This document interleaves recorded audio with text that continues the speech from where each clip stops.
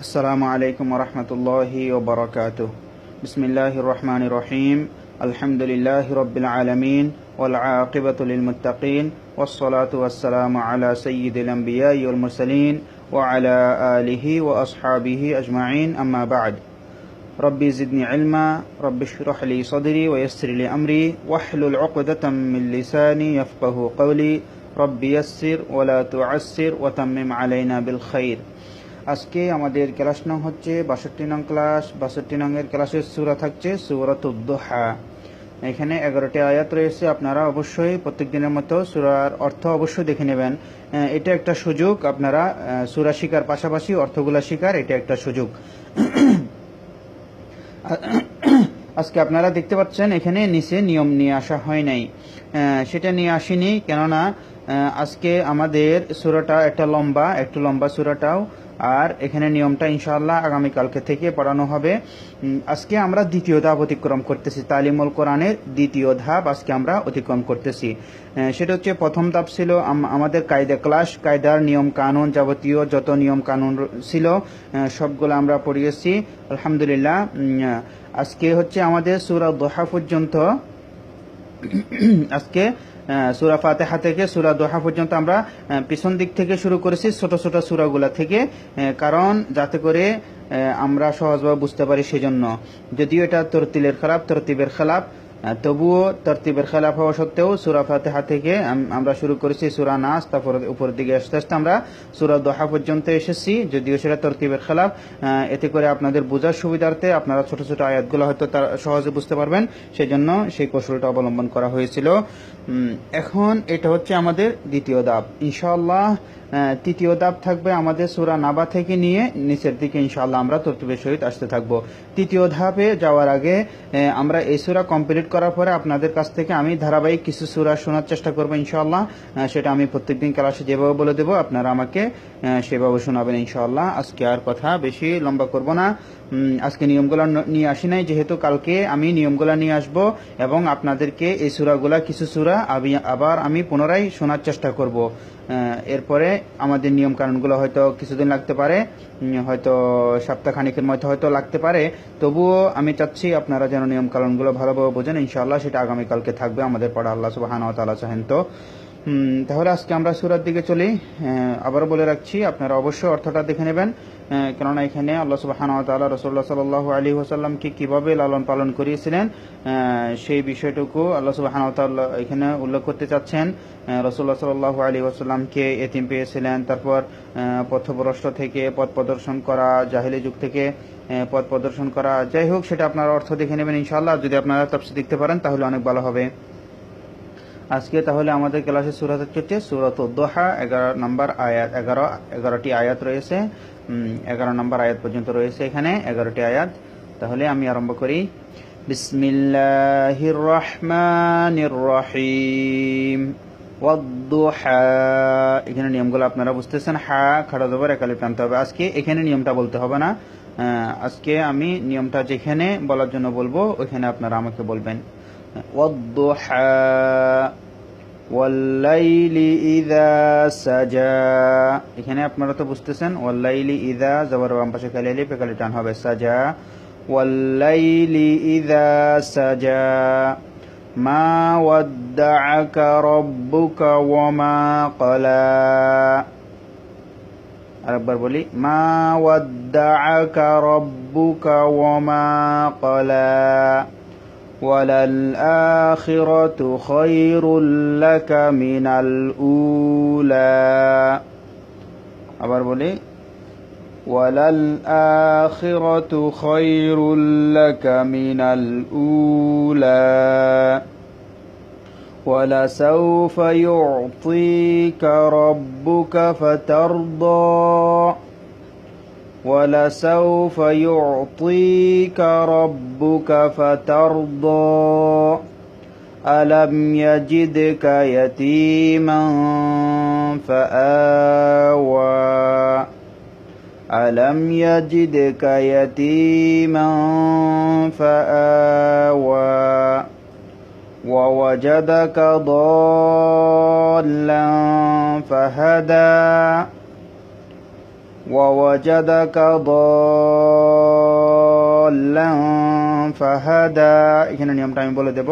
ওয়াওর মধ্যে জবর, ওয়াওর মধ্যে জবর, তাড়াতাড়ি পড়তে হবে। জিমের মধ্যে জবর, দালের মধ্যে জবর, তাড়াতাড়ি পড়তে হবে, যেহেতু হরকত টান হয় না, এক জবর এক জের এক পেশ টান হয় না।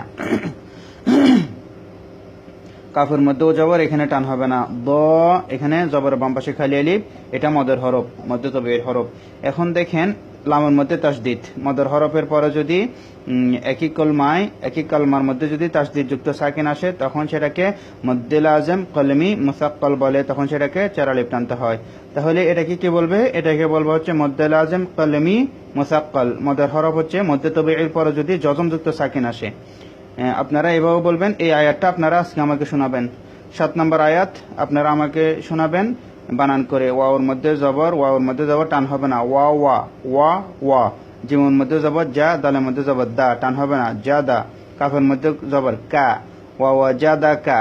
দ, জবর বাম পাশে খালি আলিফ, মদের হরফ, মধ্যে তবেই, মধ্যে তবেইর পরে যদি তাসদিদ যুক্ত সাকিন আসে একই কালমার মধ্যে, একই কলমার মধ্যে যদি তাসদিদ যুক্ত সাকিন আসে মধ্যে তবিঈর পরে, তাহলে এটাকে বলা হবে মদ্দে লাজম কালমি মুসাক্কাল।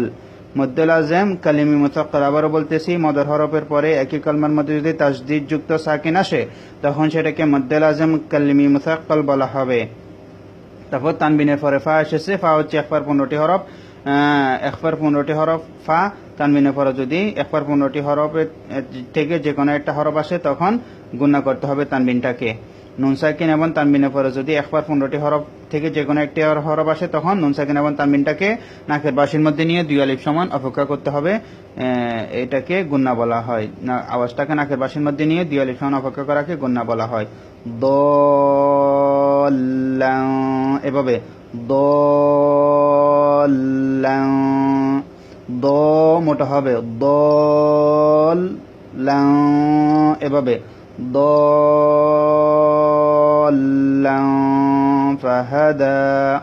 ফার মধ্যে টান হবে না, এখানে লাং তানবিনের মধ্যে টান হবে, ফার মধ্যে টান হবে না। ফাহা, হার মধ্যে টান হবে না। দা, খাড়া জবরে কালি টান হবে, ইয়াটা লিখতে আসবে, পড়তে আসবে না। ওয়াওয়াজাদাকা দাল্লান ফাহাদা। ওয়াওয়াজাদাকা আইলান ফাআগনা। এখানে 4 আলিফ টানতে হবে।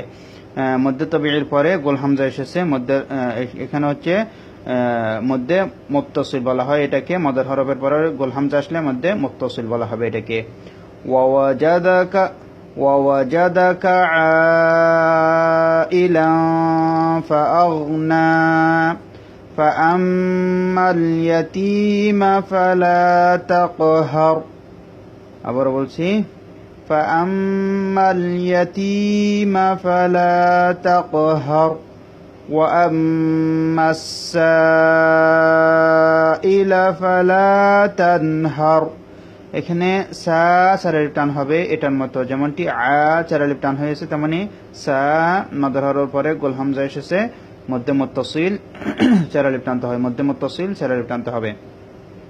ওয়াআম্মাস সাইলা ফালা তানহার ওয়াআম্মা বিনি'মাতি রাব্বিকা ফাহাদ্দিস। ওয়াআম্মা বিনি'মাতি রাব্বিকা ফাহাদ্দিস। এখানে আমি অডিওর মধ্যে ইনশাআল্লাহ অক্ষর অক্ষরে বানান করে দেওয়ার চেষ্টা করব। এভাবে ওয়াও দত জবর ওয়াব, দত পেশ দু, হা খাড়া জবর হা, ওয়াদ হা। এভাবে অডিওর মধ্যে ইনশাআল্লাহ বানান করে দেওয়ার চেষ্টা করব। আজকে হয়তো শেষ বানান আমি আর বানান করব না, সেটা অডিওর মধ্যে হোক ভিডিওর মধ্যে হোক। আজকে আপনাদের যেহেতু দ্বিতীয় স্টেপ আমরা অতিক্রম করে যাচ্ছি, দ্বিতীয় ধাপ অতিক্রম করতে যাচ্ছি, সেজন্য আবারও বলে রাখছি, আজকে আমাদের শেষ বানান করা শেষ দিন। আর আমি আর বানান করব না, পড়াগুলা আপনারা আমাকে বানান করে করে শোনাবেন, যেভাবে হোক সেটা আমি সামনে ক্লাসগুলোতে নিয়মে বলে দেব ইনশাআল্লাহ। আরও একটা জিনিস লক্ষ্য রাখবেন, আপনারা আজকে থেকে আপনারা কোরআনুল কারীম থেকে পড়ার চেষ্টা করবেন। আমার এই লেখা হয়তো সামনে থেকে এত নাও দিতে পারি, কিছুদিন নিয়ম কারণগুলো যতদিন পড়াবো ততদিন নিয়ম আপনার কি বলে আমি লিখে দেবো, এরপর থেকে আমি হয়তো নাও লিখতে পারি। আমি আর একবার বলে দিচ্ছি আপনাদের জন্য সূরাটা। বিসমিল্লাহির রহমানির রহিম। ওয়াদ-দুহা, দত মোটা হবে, ওয়াদ-দুহা ওয়াল্লাইলি ইযা সাজা, তাড়াহুড়া করার দরকার নাই, আস্তে আস্তে পড়বেন। ওয়াল্লাইলি ইযা সাজা, মা ওয়াদ্দাআকা রাব্বুকা ওয়া মা ক্বালা, وَلَلْآخِرَةُ خَيْرٌ لَكَ مِنَ الْأُولَى وَلَسَوْفَ يُعْطِيكَ, فَيُعْطِي طي তো মোটা হবে, وَلَسَوْفَ সৌ যেন না হয় সাউ, وَلَسَوْفَ يُعْطِيكَ رَبُّكَ فَتَرْضَى أَلَمْ يَجِدْكَ يَجِدْ قلقلة হবে দাল, হ্যাঁ, أَلَمْ يَجِدْكَ يَتِيمًا فَآوَى, তানবিনে পরে যেহেতু ফা এসেছে সেজন্য এখানে গুণনা হয়েছে। وَوَجَدَكَ ضَالًّا فَهَدَى, এই নিয়মটা আপনারা বলবেন এখানে এটা কি গুণনা, এটাকে কি মত বলে সেটা বলবেন এবং এটা বানান করে সুন্দর করে শোনাবেন। 7 নম্বর আয়াত, وَوَجَدَكَ عَائِلًا فَأَغْنَى فَأَمَّا الْيَتِيمَ فَلَا تَقْهَرْ وَأَمَّا السَّائِلَ فَلَا تَنْهَرْ وَأَمَّا بِنِعْمَةِ رَبِّكَ فَحَدِّثْ।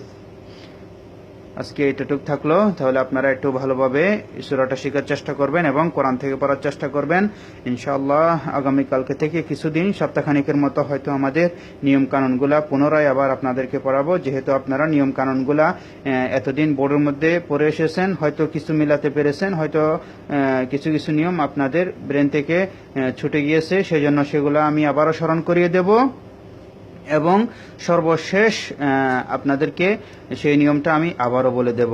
তাহলে নিয়মটা আমি আগামীকালকে থেকে যতদিন লাগে ততদিন সেই নিয়মগুলো আরেকটু স্মরণ করিয়ে দেবো। এরপরে যখন আমরা পরিপূর্ণ ক্লাস কমপ্লিট করব, এরপরেও আমি আপনাদেরকে নিয়মগুলো স্মরণ করিয়ে দেওয়ার চেষ্টা করব।